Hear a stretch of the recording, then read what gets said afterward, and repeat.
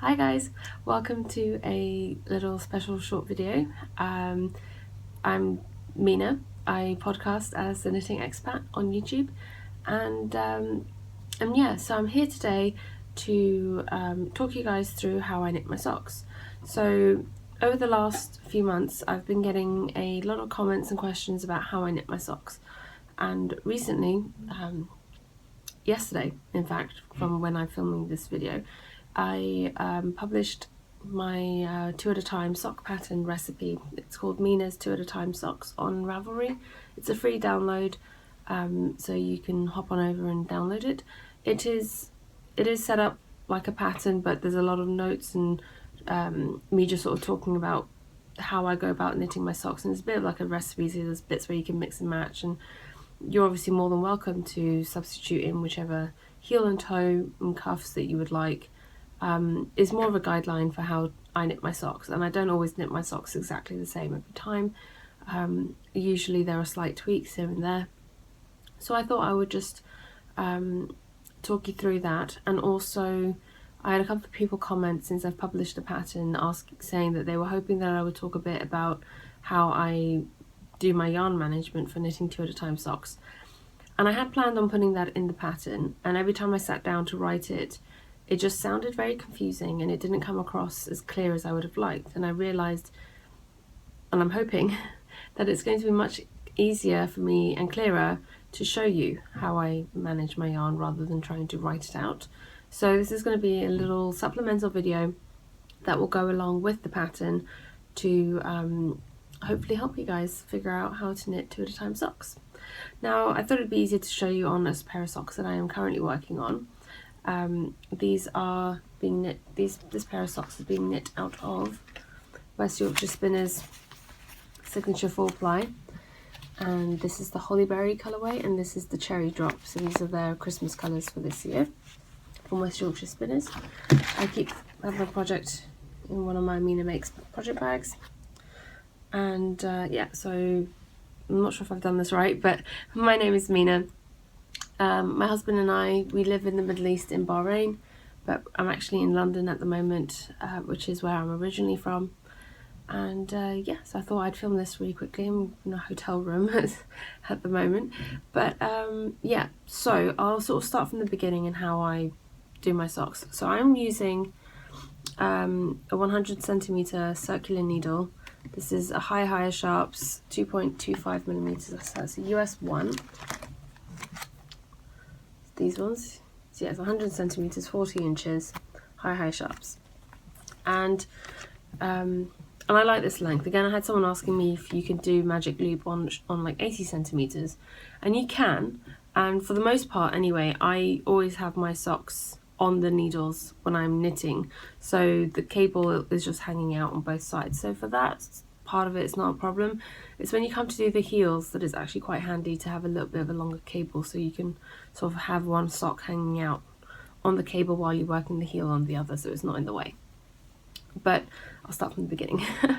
So what I do is I will cast on my stitches. So on 2.25 millimeters I do 64 stitches. So I cast on my stitches and I knit my ribbing for one sock first. So I do my standard is 20 rows, and this time I've gone with a 2x2 rib. So once I've done my 20 rows of 2x2 rib for one sock, I will move those stitches onto a set of DPNs, or 2 DPNs, and I use them like stitch holders. So I will transfer the first cuff, as it were, onto DPNs, and I set that aside. Then I cast on and I knit 20 rows of the same style of ribbing, so 2x2 in this case, of the second rib. And then once that's finished, I bring the first cuff back and slip those stitches back onto the same cable needle, making sure that the working yarn is for both of them are coming from the same side, so I haven't, they're both facing, they're both in the same orientation, one's not the opposite way around. Then at that point I just start knitting in the round. So in this case I've gone, I'm doing contrasting heels, cuffs and toes, but let's just assume I'm not, and we'll go with it that way.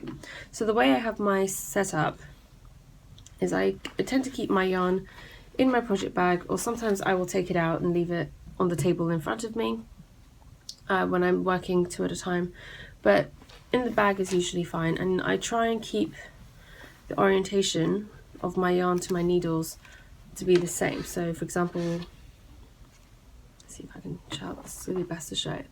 So the hollyberry yarn, which is going to the first sock on the needle, lines up when I put them in front of each other, lines up. So it's like that. So when you hold it up, there shouldn't be any tangles at this point. There should be 2 individual strands that aren't twisted around each other. And then you just knit across the first side with the hollyberry yarn for the first sock in my instance, in my case. And obviously for them, more often than not, the yarns you'll be using for your socks will be the same for both socks. But I actually thought this was a good pair to demonstrate this with, because they are different, so you can see the different strands more clearly, especially considering I'm using fingering weight yarn at the moment. And there we go, just knitting across. And for those of you who aren't aware or are new or are just watching this and don't watch my podcast, I knit English style, or right-handed. So I hold the yarn in my right hand, but I don't throw, I flick. So with throwing, you tend to let go of the needles. So throwing is more like that, or at least that's how I used to throw when I first started knitting. And it's fine, there's nothing wrong with it. Loads of people knit like this and they don't have any issues. For me, I found it was giving me cramps just because of the way I was holding the yarn, and I just found it a bit slow. So I taught myself how to flick. So I tension the yarn between my fingers like this, and then I grip the needle in my palm, and I just, using my index finger, I flick the yarn. I don't know how well you can see that. I have another video showing how I knit, which I will insert at the end here of this clip for you. Right, so you get to the end and you're ready to turn to work on the back. And so for on the first side, I've come up with a system that avoids me tangling my yarn. So for get to the end of the first side, the front, I turn the needle with the points facing towards me. I turn it from left to right. So that's how I turn it around. I pull the needle through, pull the cable through, line up, get ready, pull the cable out, ready to knit the back.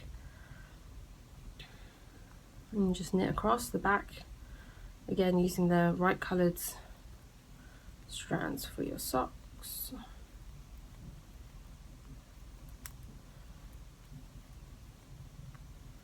And I mean, this isn't a full tutorial on how to magic loop. I'm assuming at this point that you know how to magic loop, and if you don't, there are several really good tutorials online. Very Pink Knits is a very good YouTube channel, and she has some very good magic loop tutorials as well. This is more of a video to just explain how I manage the yarn and avoid the tangles, and a little bit about the different steps in the pattern that I've released. So when I get to the end of this row, I will show you, because doing that first turn after the end of after having finished the instep stitches, which is the first side, when you get to the end of having done the heel side, you'll notice here that the yarn crosses over. You no longer have to untangle strands. At this point they are twisted. That first turn that we did twisted them. So in this case, rather than turning the cable with the points towards me from left to right through the front, because that will just carry on twisting it, to untwist it, you take the point from left to right but front ways. So turn it this way, but then you this is how I always do it. I always grab the yarn, I pull it up, I pass it round from left to right to the front, around the front way, and then pop the yarn down behind it, pull your cable through, set up again, and at this point you should have your 2 strands untwisted.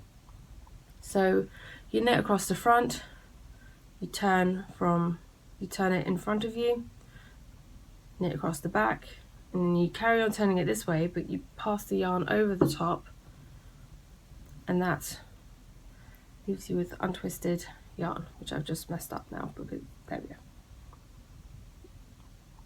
So I hope that explains it, and I purposely waited until I was past the heel to film this so you could easily see the front and back without getting confused.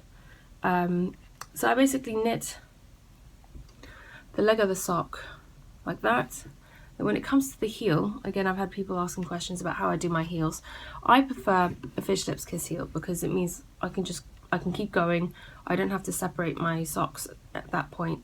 And it's easy. I've memorized the pattern now. It's quick and simple, and I think it's only $1 on Ravelry. It's a very inexpensive pattern, and it's definitely worth the money in my opinion.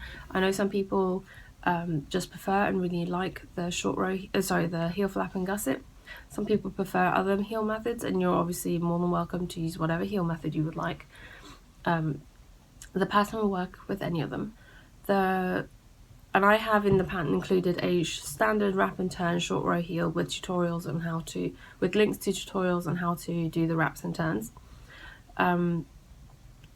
So because the Fish Lips Kiss heel is a paid for pattern, so I can't include the instructions in my patterns. But I have got a link to that as well in case you do want to purchase it. But the way that I do it, so you knit, you're ready to start the heels. I just knit one heel, leave the other sock on your needles.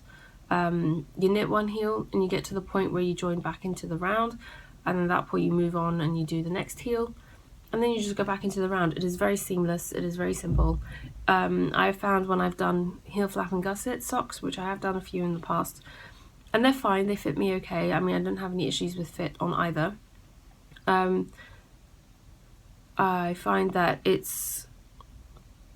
gets really tight when you come to picking up for the gusset stitches and doing the gusset decreases. It's very tight to do that on magic loop 2 at a time. It becomes virtually impossible because you've got too many stitches and it's all so not twisted, it's all really tight on the needles. So I find it's easiest if I'm going to do a gusset and heel flap, or heel flap and gusset. At that point, when I come to the heel to separate the socks, do the heel flap, do the heel turn, pick up for the gusset decreases, and do the decreases before putting them back onto the same cable. So it's just a little bit more fiddly, it's a little bit more time consuming, but it's not impossible and it is perfectly fine and doable. It is not a big deal. I just prefer the short row heel. And yeah, so then you carry on knitting the foot in the same way as I've shown you until you get to the length you need. I usually knit up until about roughly 2 inches before the end of the foot, and then I start the toe decreases. And again, I've included instructions for a rounded toe because that's just the toe I prefer. Feel free to substitute whatever toe you'd like. And I really do hope this answers some of your questions and is useful for many of you. I apologise for the terrible hotel room lighting. It's still pretty dark outside, so I haven't even bothered opening the curtains. But yeah, do let me know if you still have any questions. I hope this and the pattern together will help you guys figure out 2 at a time sock knitting. And yeah, so good luck, take care, and please do let me know if you have any questions. All right, bye.